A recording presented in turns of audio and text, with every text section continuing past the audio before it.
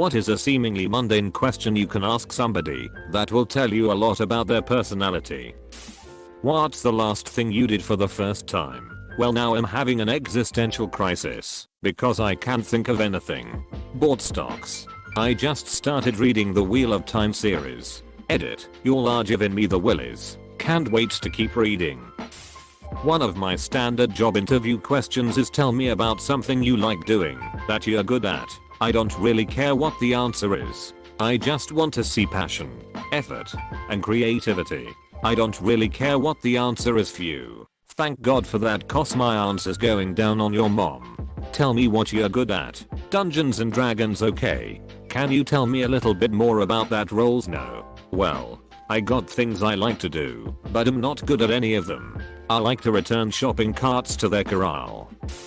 My father-in-law went on a job interview about 10 years ago and absolutely nailed the interview. As he was being shown around the office, a high-level person in that company who normally wasn't there just happened to be there that day. After they were introduced, he asked my Phil what kind of animal he would be. My Phil said he panicked and picked bear as a bigger guy, and the other guy said something along the lines of fat's a little too aggressive, maybe this isn't the job for you. So he didn't get the job, but I guess it worked out because has got a pretty good job now. And if I was him, I wouldn't want to work for someone who hires people based on what animal they think they would be. The right answer was, it'd be a parasite that lives in your eye and eats away your optical nerves. Bullet dodged.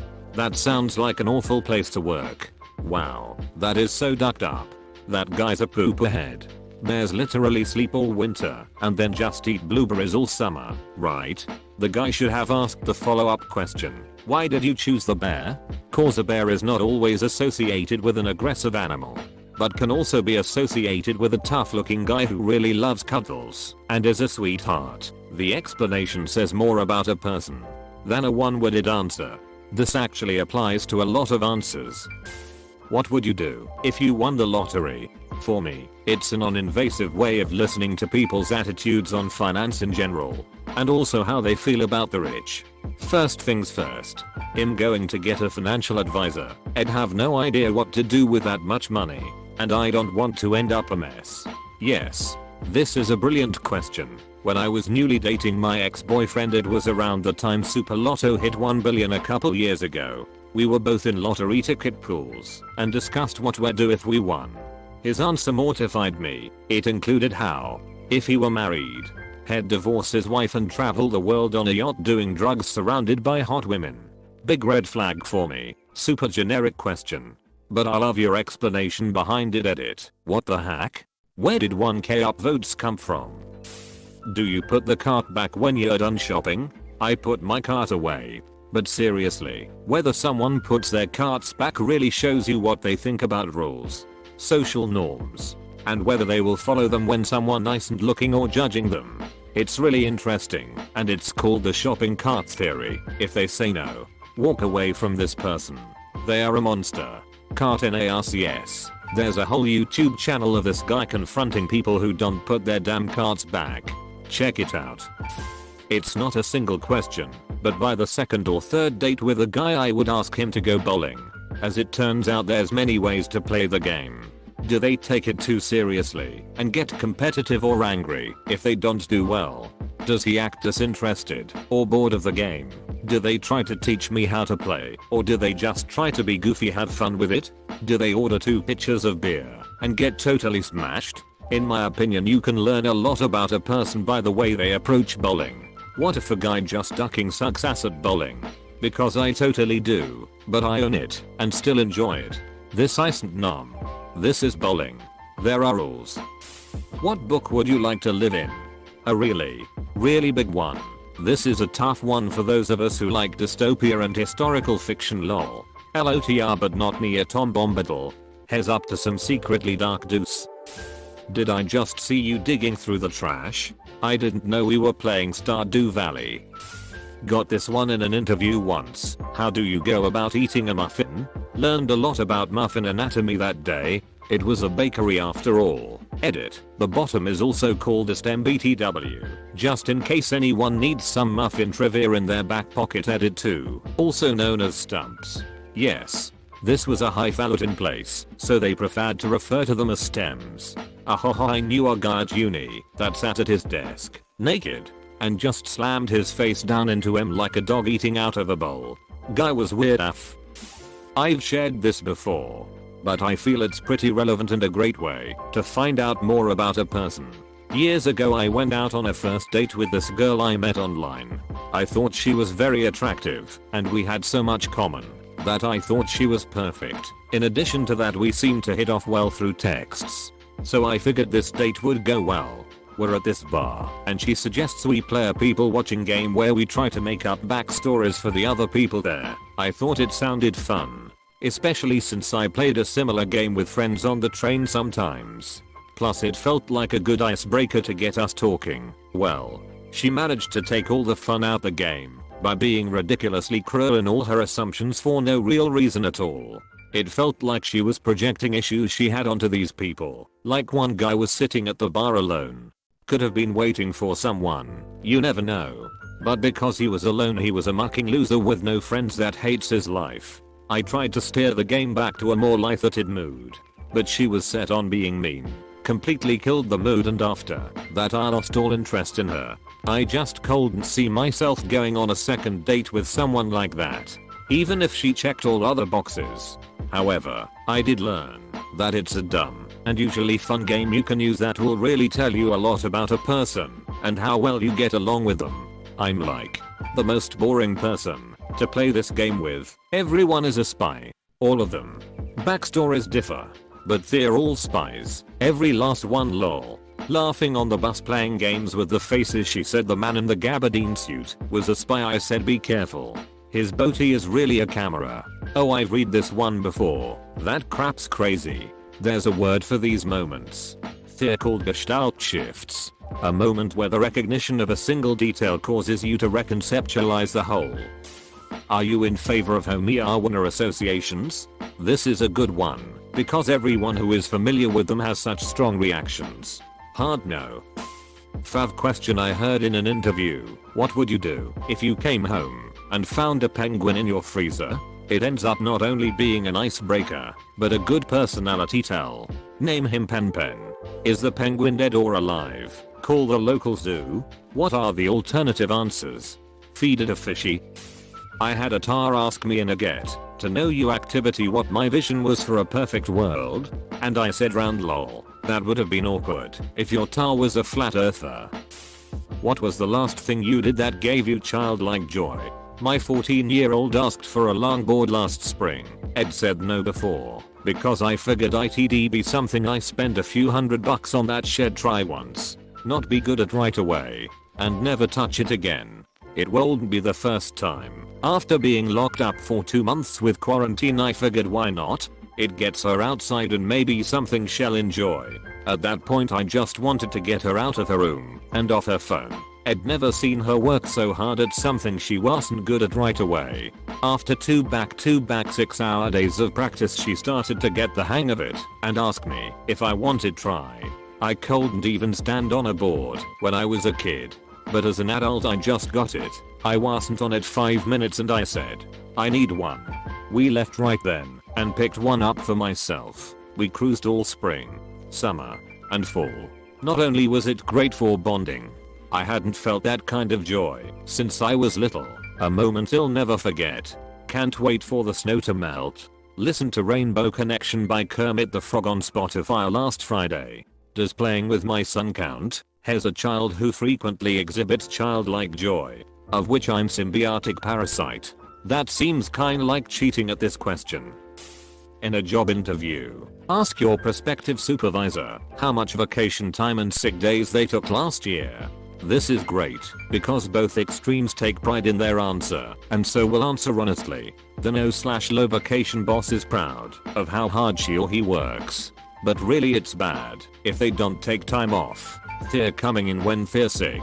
They're not recharging by taking vacation. And the expectation, even if unstated, is that their staff should follow that example. You'll feel guilty every time you call in sick or take vacation time. You want the boss who says I always take my vacation time and encourage my staff to as well. I called in a couple times last year when I came down with a cold. Good boss. Have you ever had a negative reaction when you ask this? I can see a scenario where the prospective supervisor is a little private about this. Could it be seen as too personal of a question to ask? I'm not playing devil's advocate or advocating to not ask.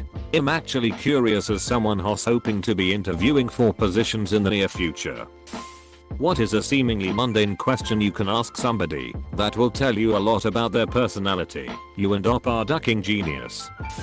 Ask them what they like to cook for breakfast. Does coffee count as cooking breakfast? Asking for a friend. What superpower they want. I love this question because this girl I knew in college had just the best answer. She said the power to fill things, and after I looked at her kind of funny, she said, you know, like filling my bank account with money, filling my belly with spaghetti, or filling me enemies' bladders with urine. I know there are more powerful powers that could get me wealth or whatever, but man, teleportation would be dope. Can travel the world, but always sleep in your own bed and never need to book a flight. Never need to use a public restroom. Easily visit family. Only take road trips if I want. Can live and work anywhere. The rest of life could be normal, but it'd be great. The ability to change probability. You could theoretically control anything. What's the probability a LACES test? Make it 100%. What's the probability of me winning the lottery? What's the probability I'll finally catch Alice cheating on me? Does Mike Wazowski blink or wink? Depends on how he's holding his mouth. I was so confused about this question at first. I've become so used to two-eyed Mike during my time on Reddit. What's a situation where you realized, oh deuce, in the butthole here? Way too many people try to give a clearly made up story. Or one where they still come out as the hero somehow. A few will tell a story where they were a total jackass, but use it as an excuse to brag. It's rare you get someone who admits to a time they well and truly ducked up and were in the wrong. Well, that is a loaded question. So as I explained in a different post, my marriage was struggling. Husband cheated with a prostitute. No passion. Well, then I had a full-on affair, and that's when I realized I was the butthole, or the greatest butthole if you'd prefer. I racked up 10k in debt on my grandfather's credit card through ATM cash withdrawal buying heroin. Usually a conversation stopper. Took many years to make that one right. Do you have Reddit? WTF, who told you that? No, I don't have Reddit. Don't really know what that is. What is that, some sort of chat room? Who told you that? Let's talk about something else. What are you having for dinner tonight?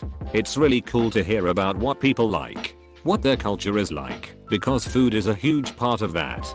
And generally just how they live, expensive or cheap, quick or elaborate, adventurous or safe, ham, mustard, maybe some baby carrots. If they aren't bad yet, I might try to make that garlic bread, but it's been in the freezer for like 3 years now.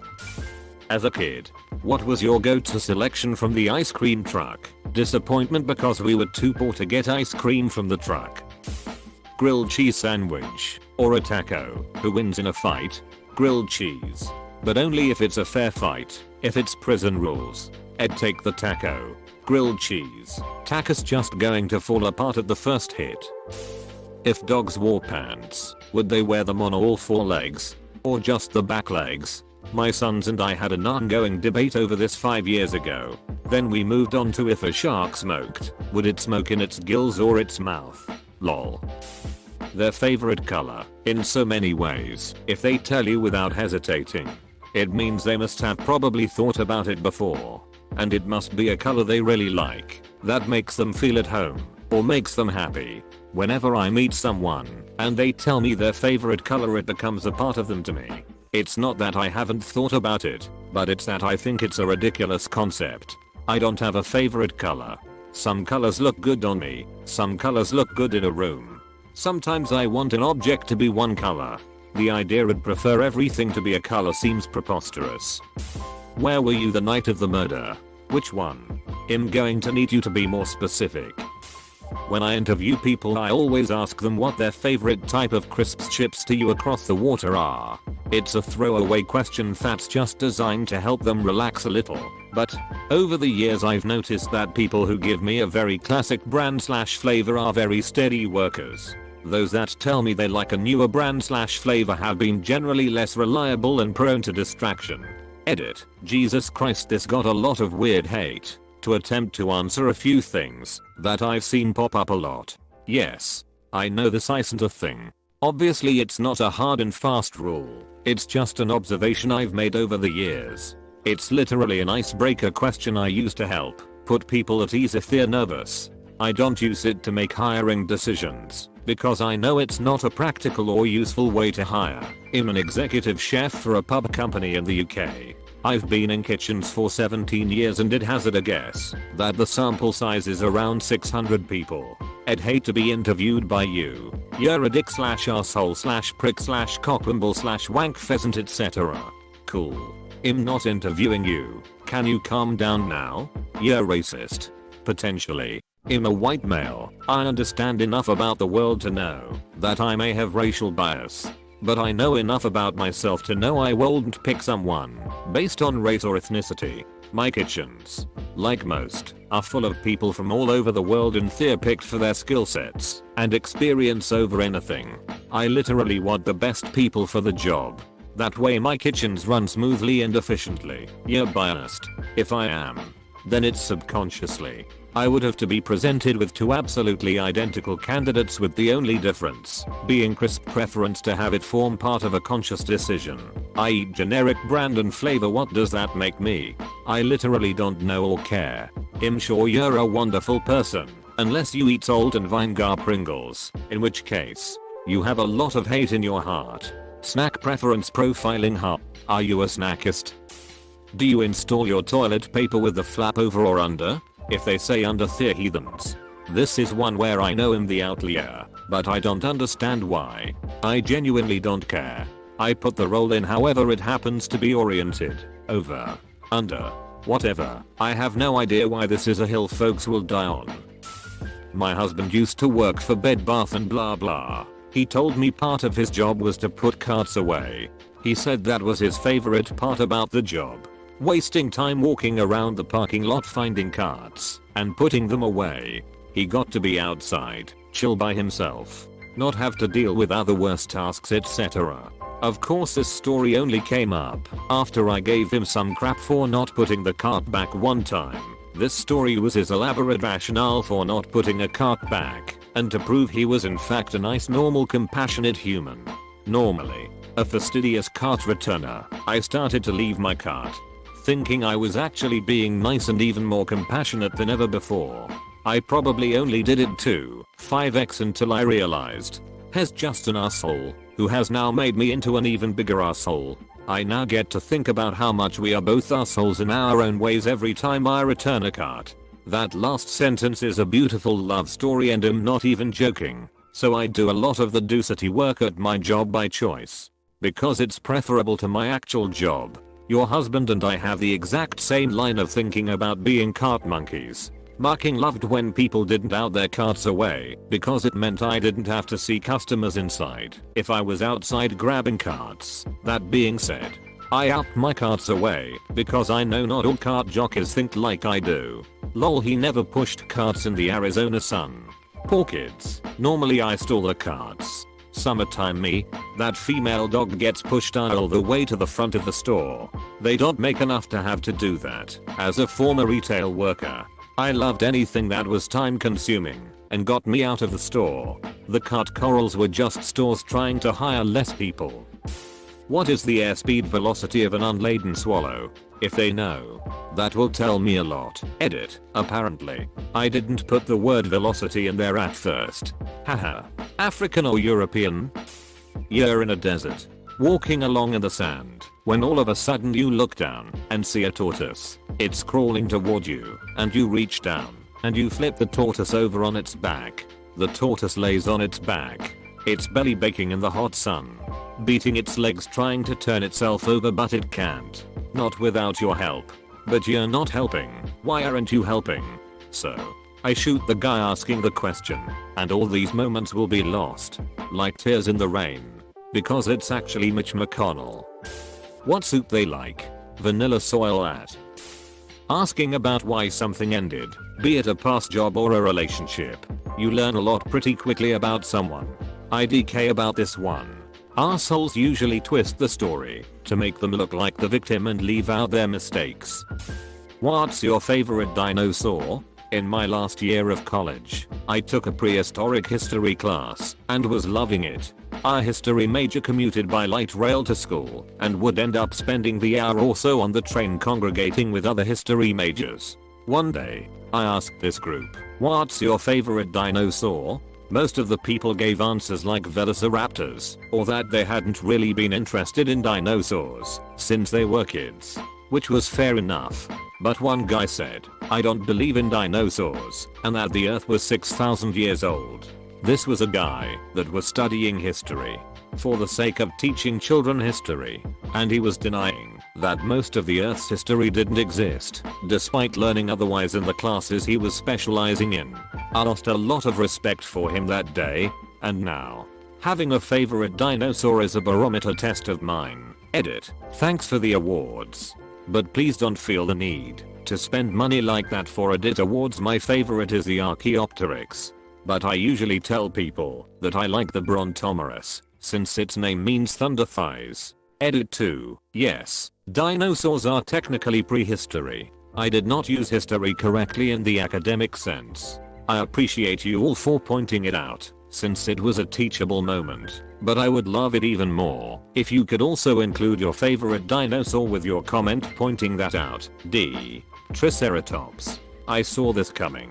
Just recently learned that not believing in dinosaurs is an actual conspiracy theory that is commonly held. It reminds me of the first time I heard in the flat earth theory. I was in training on a job at a tech firm. In our orientation, we have to tell someone about something exciting we did. I go with a generic skydiving story, and he busts out, "Did you see the curve?" I was kind of dumbfounded, cause the earth is gigantic, and I said no. The next 10 minutes were him explaining how the earth was flat. I couldn't believe it was a thing. Yet, for the next year I looked up everything I could find to try and validate how someone could believe it. Nope. Just skepticism without serious theoretical thinking. He only lasted about 6 months in the job before he was gone. My girlfriend's dad always uses one interview question that makes or breaks a possible hire. Why are manhole covers round? The goal isn't to know the answer, it's to show that you are willing to critically think about a problem before you say you need help. Edit. Spelling. And thank you for the silver kind stranger. Because pipes are round. Because people are roundish. Because circles possibly use less material than squares. Because they are super heavy. And if they are round then they can be rolled on their edge.